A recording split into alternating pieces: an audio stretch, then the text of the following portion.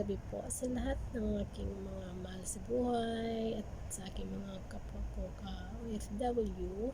Kamusta po tayong lahat? Kamusta naman pong maghapon natin?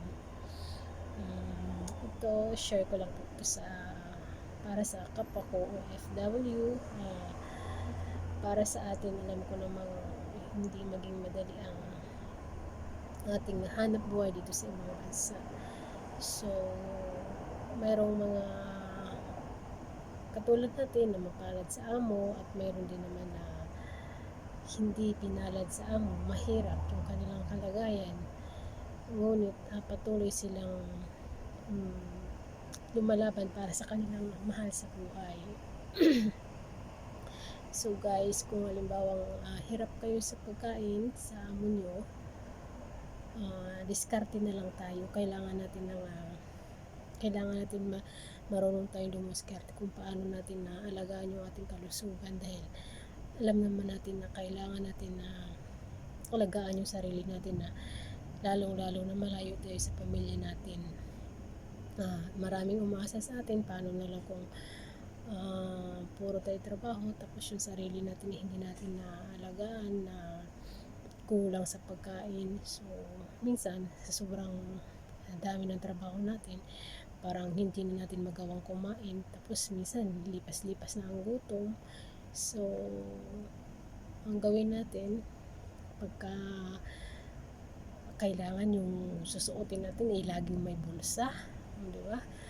Para kahit pa paano guys, meron tayong pagka lumabas tayo, bumili tayo ng biskwit or yung mga pwede natin kainin na halimbawa pag nakatalikod yung amo natin, kung nasa bahay lang sila, ilagay natin sa bulsa. Kung halimbawa nagugutom na tayo, kunwari pumasok tayo sa banyo para gumamit ng banyo, pero siyempre gutom na tayo, ang kailangan natin, kunwari papasok tayo sa banyo para magsumubo ng pagkain, na kung ano yung alam natin na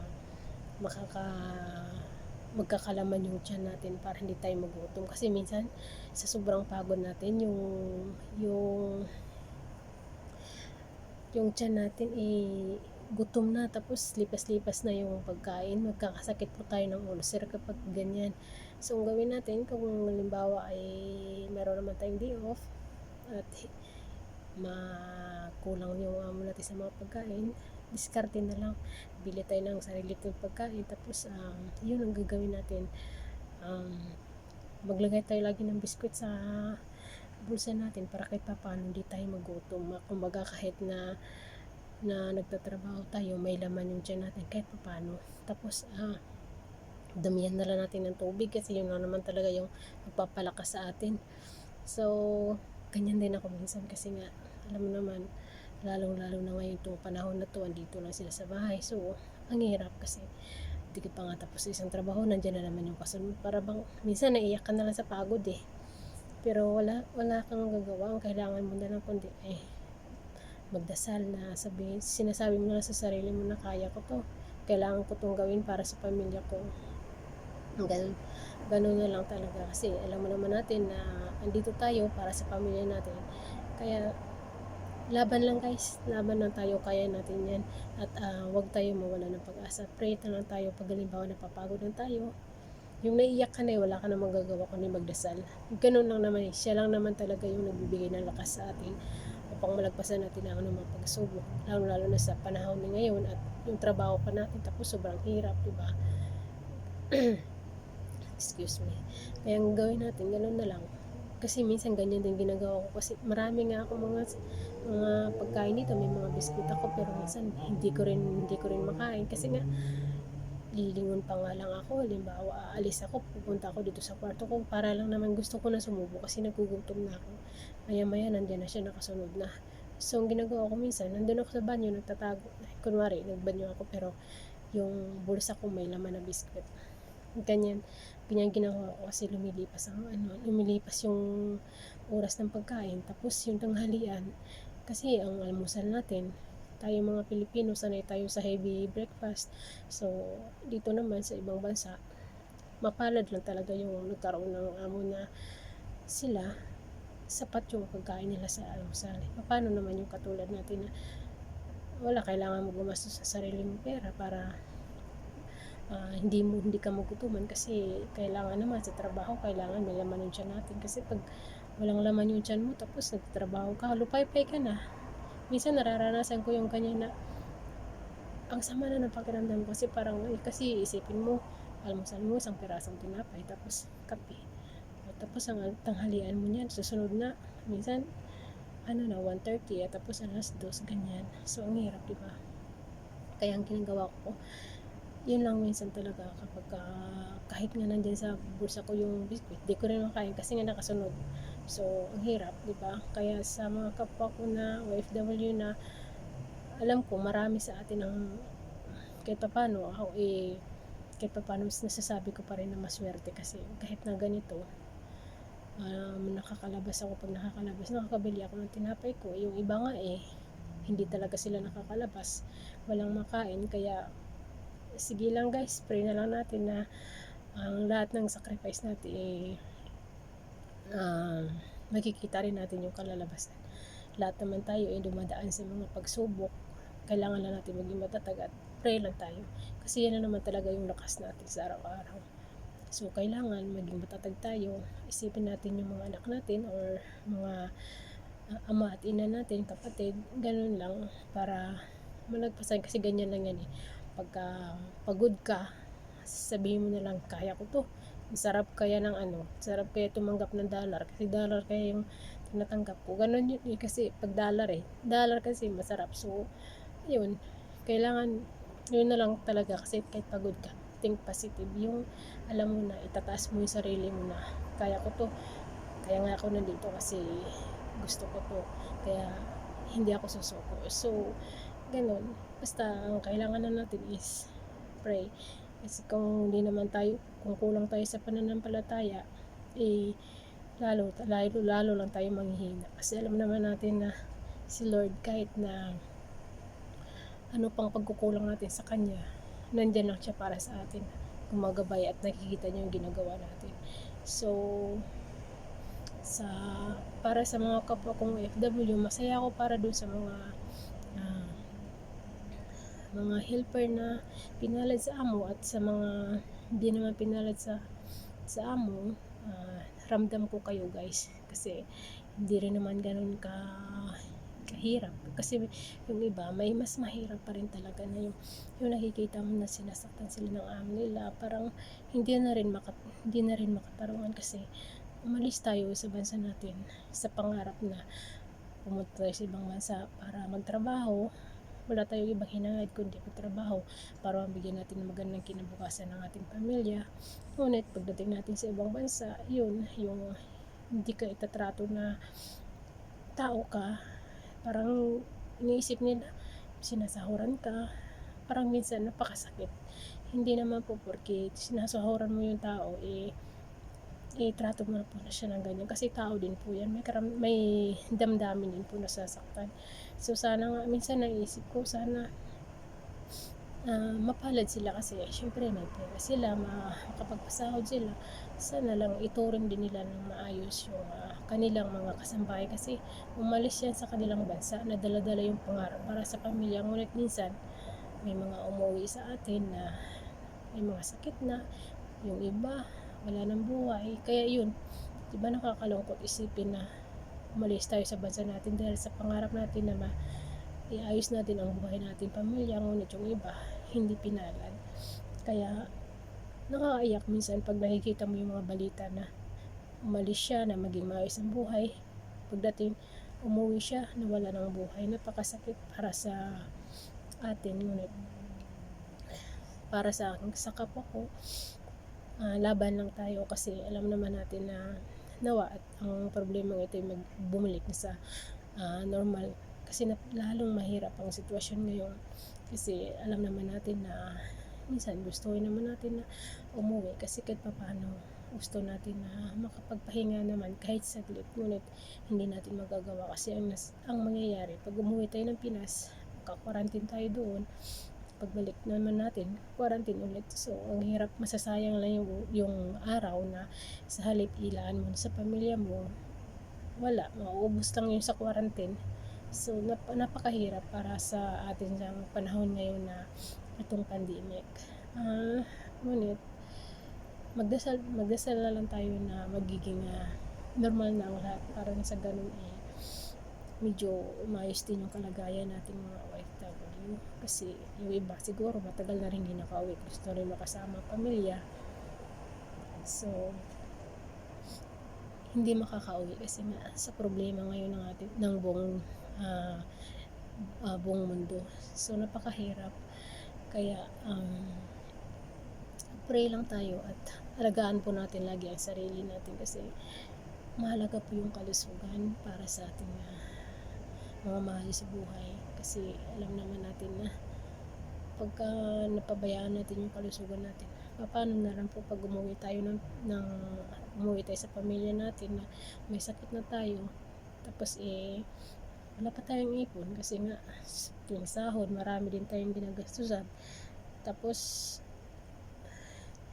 siyempre yung mga kailangan nila, minsan yung sahod natin talaga sapat lang, hindi tayo nakakaipon, lalo na yung mga iba dyan may mga pinapaaral. Katulad ko, hanggang ngayon wala pa rin ipon. Pero okay lang. Ganun talaga. Okay lang yun.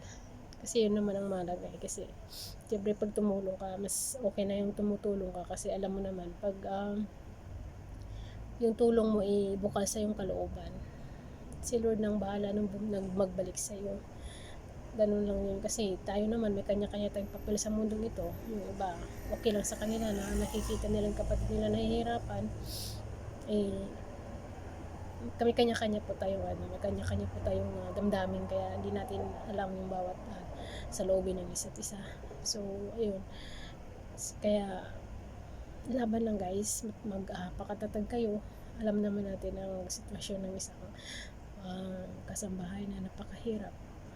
Iba nga dyan yung tulog nila 4 na oras, 3 oras, di ba napakasakit para sa isang OFW na halos wala ng pahinga, parang kayod kalabaw, kulang na lang hindi na papahingain. Parang napakahirap, napakasakit na ituring ka ng ganun, kasi buti pa nga yung makina pinapahinga, nag-aalala sila sa makina baka masira.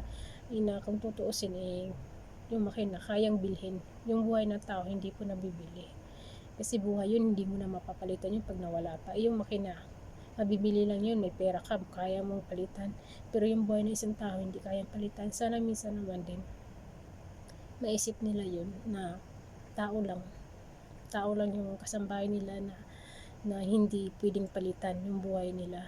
Sana maisip din nila yun, na kahit bigyan nila ng pahinga man lang sa araw, hindi pa nga nakakaupo yung kasambahay nila, nandiyan na naman yung trabaho. Kumbaga sana bilang isang kasambahay, mahirap, ramdam ko yung ibang kasambahay dyan na ang hirap ng pinagdadaanan nila. Marami po kasing ganun na sobrang hirap, halos walang pahinga, tulog nila, tapos kain wala pa. So napakahirap po yung ganung sitwasyon na kulang sa pahinga, kulang sa kain, kaya yung katawan nila pagdating ng Pinas bagsak, kasi wala na kumbaga hindi na healthy, kasi nga nagtatrabaho nga, hindi rin naman kayang alagaan. So dapat kapag nagtatrabaho dapat po may sapat din na pagkain, para naman kumbaga paano pa magtatrabaho yung kasambahay kung hindi rin naman, wala rin naman sapat na pagkain. So mauubos yung lakas at masisira yung kalusugan ng kasambahay pag ganun. Sana minsan may isip din nila, hindi naman din lahat, marami din naman na nag-aalala sa katulong nila na magkasakit, pinapahinga talaga, tapos yun may mga sakit na pagkain. Kaya masaya ako para sa kanila, kasi mapalad sila at nagkaroon sila ng amo na gano'n na naalala sila. Pero yung iba napakahirap, kasi nga kulang na lang talaga, hindi sila pahingahin. So pag iniisip ko, nakakalungkot isipin ng gano'n. Kaya lang wala pa tayong magagawa, ugali po kasi nila yun. Kaya pray na lang natin na sana magbago sila para naman bahala na si Lord sa kanila. Sa akin kasi po ganun na lang ginagawa ko, wala naman akong ibang kinakapitan kundi si Lord, ganun na lang. So minsan pagpagod na rin ako kasi hindi naman talaga maiwasan na may mga ganun, pagod ka na, yung gusto mo nang umupo pero hindi mo magawa, tapos parang iiyak ka na, pero sabi mo na lang, dollar kasi to hindi ako susuko, ganun yun. Dollar to, sarap. Dollar kaya to. So ganyan ako, hindi ako yung iiyak ka na tapos naisip mo dollar kasi to kaya yun na lang talaga yung iniisip mo, hindi mo naisip yun. Pero pagka tapos mo ng trabaho, andyan na yung paa mo, parang sobrang init na sa pagod kasi nga pagod na rin sa kakatayo, sobrang init, ang init ng pakiramdam ng paa mo na hindi nakapagpahinga, kaya ang hirap. Naramdaman ko yung mga ibang review dyan na paano na lang kaya ang pakiramdam nila, no? Sobrang pagod, pero hanga din ako sa kanila kasi kahit sa anong pagod nila, napakatatag din nila. Kasi niisip siguro nila yung pamilya din nila, kaya ganun. Kaya saludo ako sa inyo guys, na mga kapwa ko OFW na napakatatag nyo. Saludo ako sa inyo kasi nga kahit anong hirap, hindi kayo sumusuko.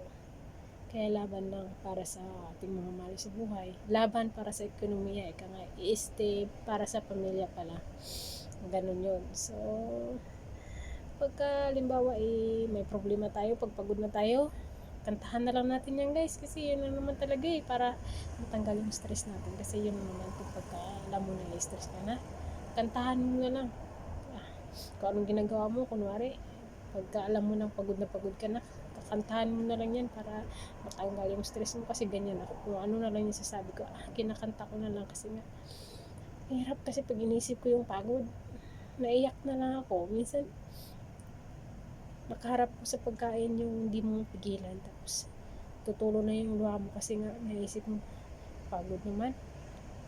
Kaya lang pagod naman, dollar nga diba? O, pagod naman pero dollar to kaya para sa kapwa ko OFW guys, kapag alam naman natin na hindi naman talaga kailangan natin yung gumastos ng hindi naman talaga dapat pag-aksayan ng pera, mag-save tayo guys, para kahit pa paano yung pag may naipon na tayo, pwede na tayong umuwi nang sa ganun makasama na natin yung pamilya natin, at kahit pa paano makapag-relax din tayo. Kasi ang hirap na yung tumagal tayo sa ibang bansa na hindi natin nakasama yung pamilya natin, katawan natin kasi kailangan din ng pahinga, kaya kailangan natin kunting tipid at saka kailangan talaga natin mag-savings para pagka umuwi na tayo, kahit pa paano meron tayong bagong panimula, kahit magtayo lang tayo ng maliit na negosyo o kung ano yung mas maganda na pagkakitaan, para hindi na tayo bumalik ulit sa ibang bansa. Kasi alam naman natin na napakahirap, lalo na ngayong sitwasyon na to na nagkaroon ng pandemic, kaya mas lalong humirap ang sitwasyon natin mga OFW. Kaya guys, laban lang at dasal lang palagi, kasi alam naman ni Lord yan na kung ano yung nasa puso natin, at nakikita niya kung ano yung ginagawa natin sa araw-araw. Ang mahalaga guys, yung ginagawa natin yung tama, na alam naman natin na yun nasa tama lang tayo, na wala tayong naapakan. Kasi mas masarap mabuhay na wala kang inagrabyadong tao, yung alam mo na namumuhay ka ayon sa kagustuhan ng Panginoon. Kaya napakasarap mamuhay na alam mo wala kang inapakang tao, matulog ka, napakahimbing matulog na wala kang iniisip, kasi nga wala kang inagrabyadong tao. Kaya minsan iniisip ko, ako pag natulog na ako, wala na, tapos pagkagising ko niyan, maliwanag na dire-diretso na yung tulog ko. Kasi wala kang iniisip na basta bago ka matulog, magdasal.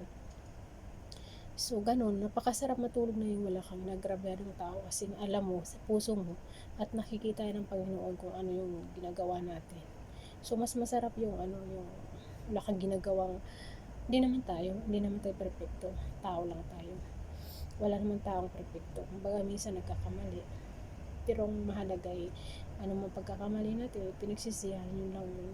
So, kailangan lang talaga natin is dasal para naman yun lang naman, kasi yun yung nagbibigay ng kalakasan sa atin, nagbibigay ng kung paano tayo magiging matatag.